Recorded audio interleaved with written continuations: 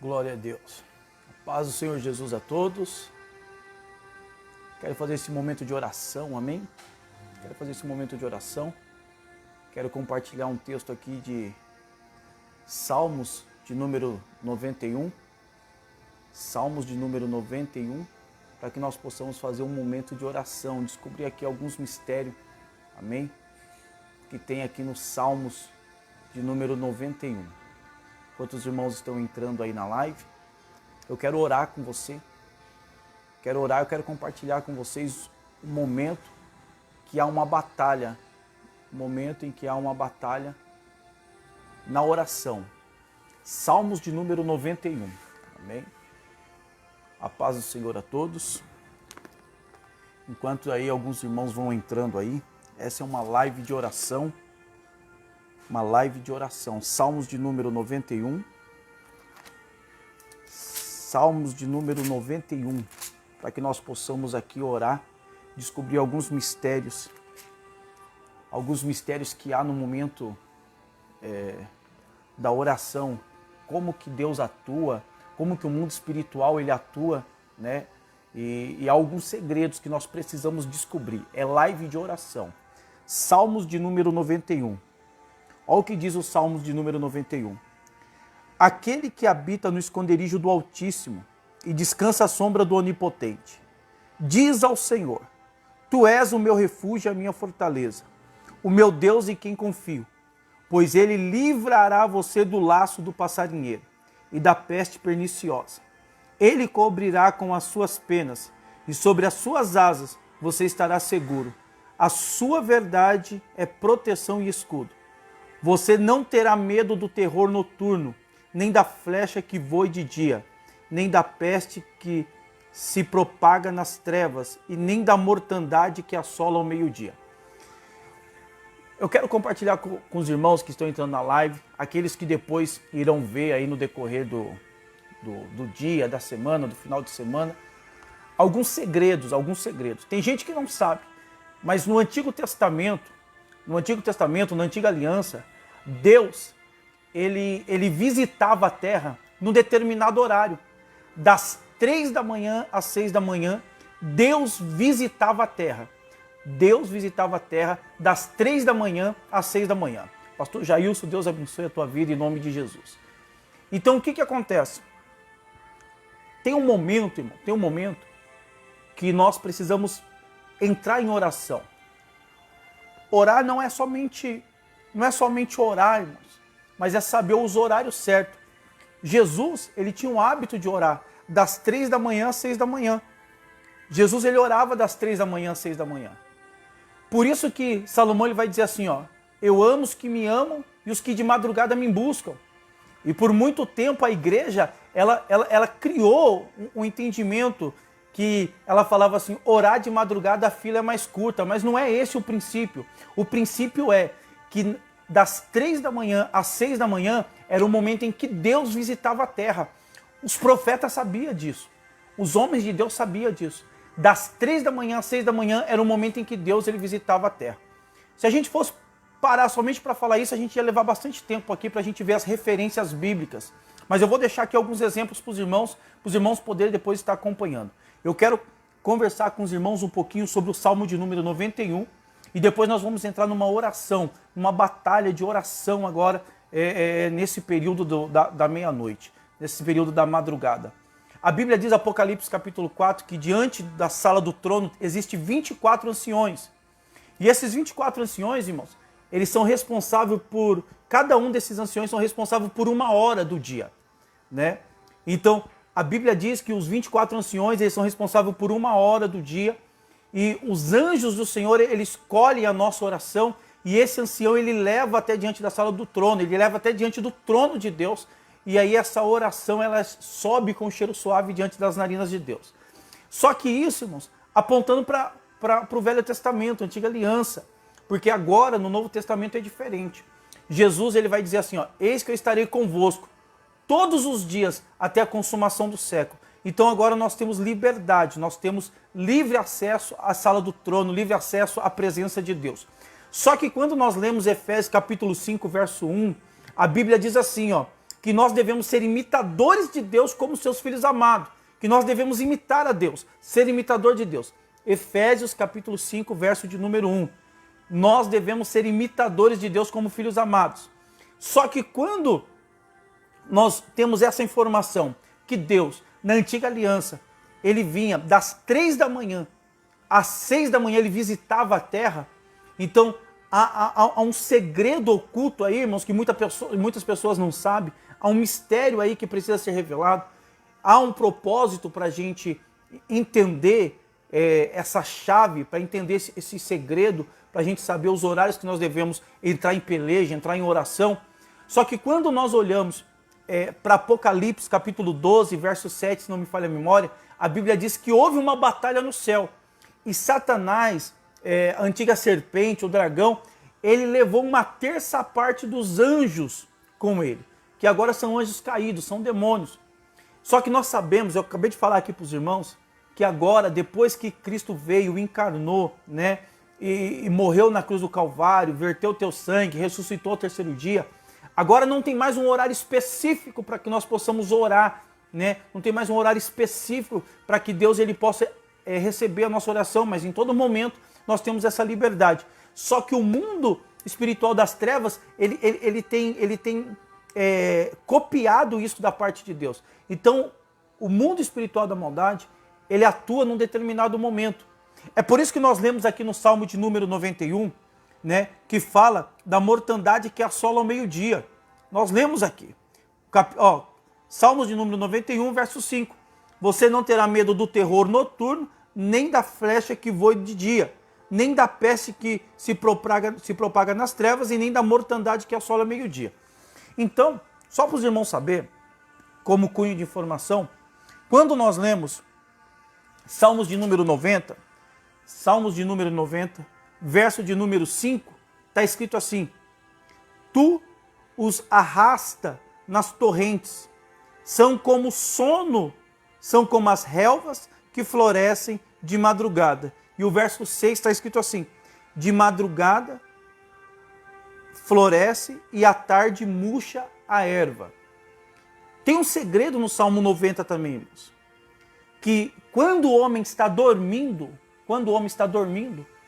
o mundo espiritual da maldade, o diabo e seus adeptos, o diabo e seus demônios, eles jogam seta, eles semeiam erva daninha, e essa erva que é semeada na madrugada, durante o dia ela floresce.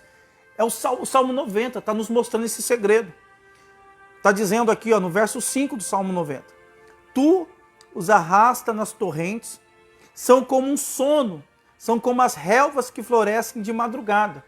No sono ela é plantada, de madrugada ela floresce. Por isso que tem aquele salmo que diz: o choro pode durar uma noite, mas a alegria ela vem pelo amanhecer. A alegria vem no amanhã. Por quê? Porque esse choro que dura uma noite está mostrando, está apontando para um momento de clamor. O clamor pode durar uma noite, mas a alegria vem pela manhã, porque aquilo que você semeia na noite, ele brota pela manhã. Então, quando nós temos uma madrugada de oração, quando nós temos uma noite de oração, o nosso dia reflete no nosso dia momentos de bênção, de alegria. O problema é que as pessoas não têm um hábito de orar de noite, de orar de madrugada. Então não tem como elas colherem coisas boas durante o dia. Porque de noite, quando o homem dorme, quando o sono vem, o diabo ele vem com seus demônios e ele vai semeando coisa na mente do homem. Prova que Deus, ele na antiga aliança, ele falava na madrugada. Jeremias capítulo 7. Jeremias capítulo de número 7. Jeremias, capítulo de número 7. Nós vamos ver aqui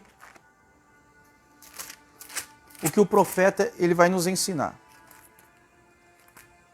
Jeremias, capítulo 7, verso de número 13.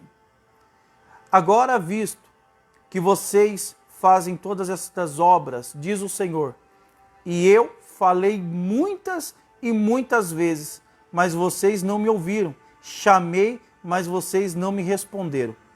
Farei também com este templo, que se chama pelo meu nome, no qual vocês confiam, e com este lugar que dei a vocês e aos seus pais, o mesmo que fiz com o de Siló. Então, Jeremias está dizendo que Deus, ele fala conosco na madrugada. De madrugada falo contigo. Então Deus, ele quer falar com a gente na madrugada. Essa é a prova, irmão. Antiga aliança, Velho Testamento, o horário específico que Deus falava com o povo. Mas na nova aliança não. Na nova aliança nós temos o livre acesso para poder falar. Só que o diabo e seus demônios ainda continuam atuando, porque eles copiam a Deus. Então eles continuam atuando na madrugada, eles continuam atuando nas trevas. Sabe quando a Bíblia diz que aquela mulher sunamita, ela prepara uma casa, um quarto para Eliseu? Eliseu, vendo que aquela mulher não tem filho, profetiza um filho sobre a vida dela, o filho nasce. A Bíblia diz que quando o menino está grande, vai trabalhar com o pai, e ao meio-dia o menino morre. Por quê? Porque há um principado, demônios que atuam, a mortandade que assola ao meio-dia. A Bíblia é específica, ao meio-dia o menino morreu. Por quê? Porque são horários, irmãos, são horários que o mundo espiritual ele está trabalhando, que o mundo espiritual está ativo, né? E se a gente manter uma vida de oração, você pode ter certeza, você vai anular essas batalhas, você vai anular essas setas que o inimigo tem lançado, você vai anular esses demônios que trabalham nesses momentos específicos. Então, quando nós lemos o Salmo de número 91, no verso 5 diz: vocês não terão medo do terror noturno. Por que terror noturno? Paulo ele vai dizer dos principados. Então nós precisamos entender que na noite os principados eles atuam, demônios eles atuam. Tem a mortandade que assola o meio-dia. É a palavra de Deus nos mostrando, irmãos, quem é o nosso inimigo e no momento em que nosso inimigo ele atua, nas horas que o nosso inimigo ele atua, para que nós possamos estar preparados para guerrear, para lutar contra eles, para lutar contra o mundo espiritual da maldade, né? Então, quando nós entendemos isso, quando nós compreendemos, quando nós guardamos a palavra de Deus, a Bíblia diz que Eliseu, ele ora, ele profetiza, aquela mulher tem um filho e ao meio-dia aquele menino morre. A Bíblia é específica, ao meio-dia aquele menino morre, porque a mortandade que assola ao meio-dia. Então, eu quero compartilhar isso com os irmãos para que nós possamos entrar aqui em oração, compartilhar, eu quero orar por você. Nós vamos compartilhar esse conhecimento, o horário em que o mundo espiritual da maldade ele atua, o horário em que o mundo espiritual da maldade ele tenta semear contenda, semear coisas na nossa mente. Quantas pessoas estão sendo roubados pelo mundo espiritual da maldade? Por quê? Porque sonha com projetos, tem os projetos no coração, vai dormir, quando acorda já está desanimado, já não tem mais o ânimo de correr atrás, você está sendo roubado. Sonhos e projetos, se Deus colocou no seu coração sonhos e projetos, é para que você possa sim prosperar em cima desses sonhos. São sonhos que Deus te deu, Deus dá para os seus enquanto eles dormem. Irmãos, Deus ele quer fazer com que nós venhamos sonhar e esses sonhos venham virar realidades para que o nome dele venha a ser glorificado. Mas o diabo ele tem um trabalho de minar os nossos sonhos, de tentar saquear enquanto nós estamos dormindo. Então, lembra que eu falei? Jesus, das 3 da manhã às 6, Jesus não dormia, Jesus orava. Por isso que você vai ver que naquele momento em que um dos seus discípulos, Judas, quando ele vai trair, né, Jesus, quando ele vai levar aqueles soldados, quando ele vai levar aqueles sacerdotes até onde está Jesus, ele sabia o horário que tinha que ser feito isso, que era o horário que Jesus estava em oração, que Jesus estava pelejando em oração. Então ele sabia onde o Senhor Jesus estava, porque o Senhor Jesus ele tinha o seu relógio de oração, ele tinha um momento certo de orar. E nós precisamos entender isso, porque aquilo que Jesus ele fez, ele nos ensinou para que nós pudéssemos seguir os mesmos passos.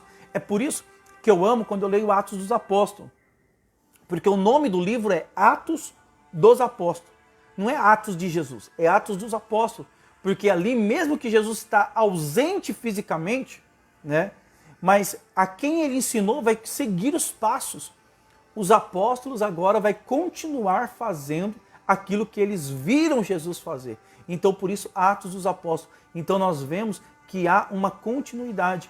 Nós, como igreja do Senhor, nós precisamos seguir os passos do nosso Senhor Jesus Cristo. Assim como os apóstolos seguiram os passos de Jesus, nós também precisamos seguir os passos de Jesus. Eu quero orar por você. Nós iremos guerrear em oração, né?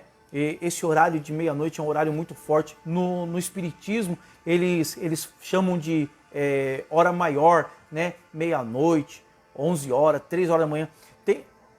Quando eu falo que o diabo ele copia as coisas de Deus, você nunca vai ver um feiticeiro fazendo as suas feitiçarias em outro horário, senão nesse horário. Eles sabem o horário em que eles têm que fazer.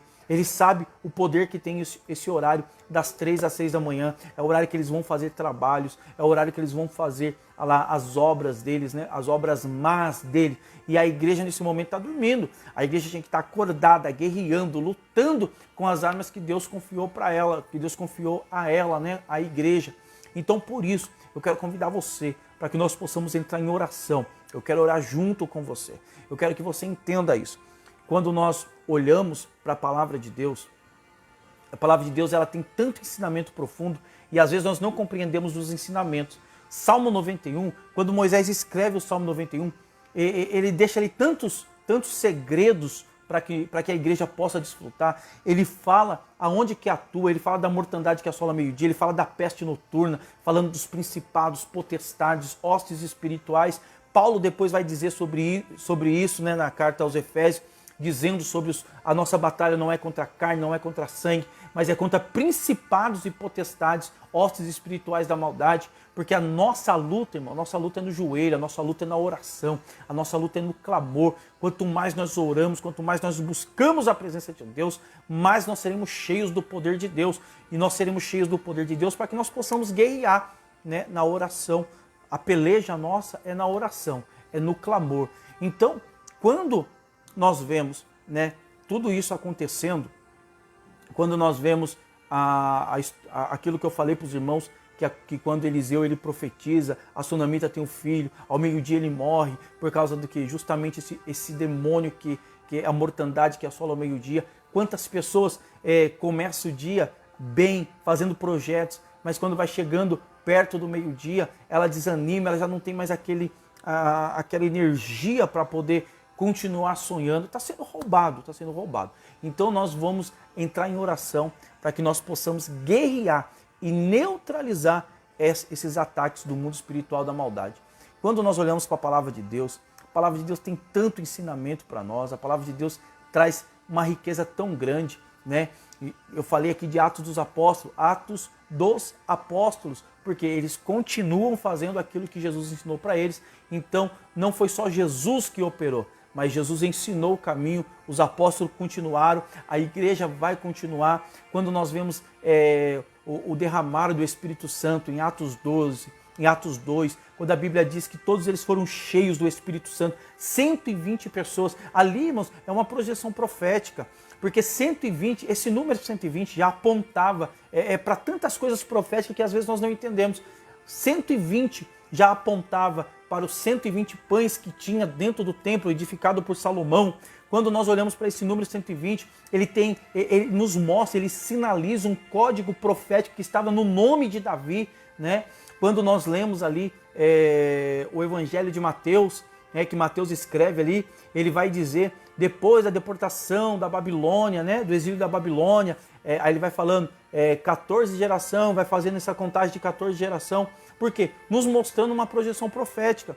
Porque quando nós lemos Mateus, capítulo de número 1, nós vamos ver, vai falar da genealogia de Jesus, vai falar Jesus, filho de Davi, filho de Abraão. Talvez você que está me ouvindo agora, talvez você não saiba, mas no alfabeto hebraico tem 22 letras. Tem 22 letras no alfabeto hebraico. E cada letra do alfabeto, ele tem uma referência, tem uma letra, cada letra traz um número. E quando nós olhamos para o nome de Davi, ele forma o número 14. Essa é a projeção profética do número que está no nome de Davi. Então, quando a gente lê lá em Mateus, na genealogia, falando depois que eles foram trazidos da Babilônia, e vai falando 14 geração, ali já está apontando a projeção profética para o nome de Davi. Porque a promessa de Deus era que o trono de Davi não seria removido, seria perpétuo. Então Jesus ele teria que vir do tronco de Davi. E esse trono, o reinado de Jesus, seria um reino eterno, seria perpétuo. Então, quando nós olhamos essas informações que a palavra de Deus ela nos traz, nós vamos compreendendo aonde Jesus ele quer nos levar, aonde a palavra de Deus quer nos direcionar, o que o Espírito quer revelar para cada um de nós, né? Quando nós olhamos para cada homem que foi chamado, né, por Deus, nós vamos ver que dentro da sua vida já tinha ali um propósito naquilo que eles faziam. Não é à toa que quando Deus ele chama Moisés, a Bíblia vai dizer assim, e estava Moisés apacentando o rebanho do seu sogro Jetro. Então, o propósito que Deus tinha na vida de Moisés estava explícito ou estava escondido naquilo que Moisés fazia. Moisés apacentava. Se Moisés apacentava o rebanho do seu sogro com tanto zelo, imagina que ele não poderia fazer com o rebanho de Deus.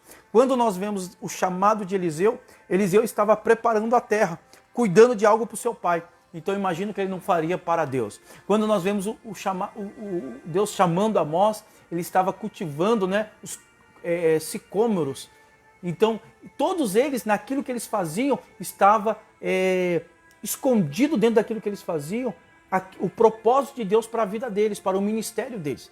Assim como você que está me ouvindo, né, ou você que vai me ouvir no decorrer aí dos dias da semana, dentro daquilo que você está fazendo, dentro daquilo que você faz, está o propósito que Deus te chamou. Talvez você não saiba, mas quando Deus ele nos criou com propósito. Quando Deus nos formou, ele nos formou com propósito. E Deus, irmãos, ele não faz nada simplesmente por fazer. Tudo que Deus faz com um propósito. Quando nós lemos a segunda carta do apóstolo Paulo à igreja de Corinto, capítulo de número 5, né, tem um ensinamento muito profundo aqui. Calma que nós já vamos orar. Eu quero orar pela sua vida, né? 2 Coríntios, capítulo 5. 2 Coríntios, capítulo de número 5, verso de número 9, se não me falha a memória. Deixa eu ver. Está escrito assim: é por isso que também nós esforçamos para ser agradável a Ele, quer presente, quer ausente. Deus nos chamou, irmão, Deus nos formou para que nós venhamos ser agradáveis a Ele, para que tudo aquilo que nós venhamos fazer seja motivo de louvor e glória para o nome de Deus. Olha o verso 8. Sim, temos tal confiança e preferimos deixar o corpo e habitar com o Senhor. É por isso que também nós esforçamos para ser agradável a Ele. Tudo aquilo que nós fazemos para a glória do Senhor. Amém? Nós já vamos orar, só quero compartilhar aqui mais um texto com os irmãos para que nós possamos orar. Amém? A Bíblia diz que a fé ela vem pelo ouvir e o ouvir a palavra de Deus. Eu quero sim, através da palavra, que a sua fé seja aumentada, para que nós possamos entrar na oração com temor, crendo que Deus ele é poderoso para fazer tudo e muito mais, além do que nós pedimos ou imaginamos. Olha aqui que a gente lê em 1 Coríntios, capítulo de número 10. 1 Coríntios, primeira carta do apóstolo Paulo à igreja de Corinto. 1 Coríntios, capítulo 10, verso 1 em diante. Ora, irmãos, não quero que vocês ignorem que os nossos pais estiveram todos sobre a nuvem, e todos passaram pelo mar, e todos em Moisés foram batizados, tanto na nuvem como no mar. Todos eles comeram do mesmo alimento espiritual, e beberam da mesma bebida espiritual, porque bebiam de uma pedra espiritual que os seguia, e a pedra era Cristo. Mas Deus não se agradou da maioria deles, razão pela qual ficaram prostrados no deserto. Preste atenção nisso. Nós já vamos orar, é live de oração, mas eu preciso introduzir aqui uma palavra para que nós possamos orar consciente e saber sobre o que, em cima do que nós estamos orando, né? Quando Deus ele chama Moisés e Moisés, a Bíblia é clara, a Bíblia diz assim: Moisés apacentava o rebanho do seu sogro Jetro. Mas quando Deus vai concretizar, quando Deus vai fixar o ministério de Moisés, é quando nós lemos em Êxodo que fala assim: e passando Moisés o deserto. Porque Deus, irmãos, ele vai chamar pessoas, mas quando Deus ele vai te chamar e vai usar aquilo que você já tem, aquilo que ele já entregou para você, aquilo que você já faz. Deus não quer trabalhar com pessoas preguiçosas. Deus não quer usar pessoas preguiçosas. Deus quer usar aqueles que estão trabalhando. Então Deus olha para Moisés. Se Moisés conseguiu passar o deserto com um rebanho de ovelha, imagina se Moisés não ia conseguir passar o deserto com o povo de Deus. Então Deus escolhe Moisés, depois que Moisés está... O texto é claro, diz assim, e Moisés passou o deserto com o rebanho do seu sogro, com as ovelhas do seu sogro Jetro. Então quando ele passa o deserto, então ali Deus está confirmando. Se ele consegue atravessar o deserto com um rebanho de ovelhas do seu sogro, ele vai conseguir passar o deserto também com o povo de Deus. E dentro de 24 horas, Deus ele tira o povo do Egito. Deus ele troca a situação. O povo passa de escravo, o povo passa de um povo que era escravo, que não tinha nada, e eles passam a ter bens, porque depois das 10 pragas que Deus lançou sobre o Egito, quando Deus vai arrancar o povo do Egito, a Bíblia diz que os egípcios, eles davam tudo aquilo que o povo de Israel queria, os egípcios davam. Então eles saíram de lá, irmãos, e Deus restituiu tudo aquilo que eles perderam no período de escravidão. Então, em 24 horas, Deus mudou a situação do povo de Israel. Então você percebe, em uma noite, Deus arranca o povo do Egito. Mas para poder arrancar o Egito do povo, Deus levou 40 anos no deserto. Porque para Deus tirar o povo do Egito foi fácil. Difícil, irmãos, foi para tirar o Egito de dentro do povo. Às vezes nós estamos com aquela mentalidade do Egito, com o pensamento do Egito, colocando limites em Deus, ou só buscamos a Deus quando nós queremos alguma coisa. É por isso que eu estou chamando você para orar. Porque nós vamos orar e essa mentalidade de escravo vai cair por terra. Essa mentalidade de escravo vai cair por terra. Amém? Porque Deus nos chamou para que, através de nós, o nome dele venha a ser glorificado. Eu quero orar com você, irmãos. Eu quero orar com você. Orar pela tua casa, orar pela tua família. Amém? Em nome de Jesus, eu creio no poder da oração. A oração, ela tem poder, irmãos. A oração, ela tem poder. Existem dois tipos de fé. Existe a fé natural e a fé sobrenatural. A fé natural é aquela que qualquer pessoa que você perguntar, ela fala que tem fé em alguma coisa. Fé natural.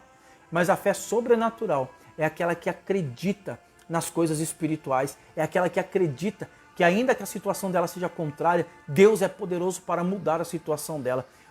Uma fé sobrenatural, que é um exemplo de uma fé sobrenatural, é quando Deus ele vai chamar Josué no capítulo 1.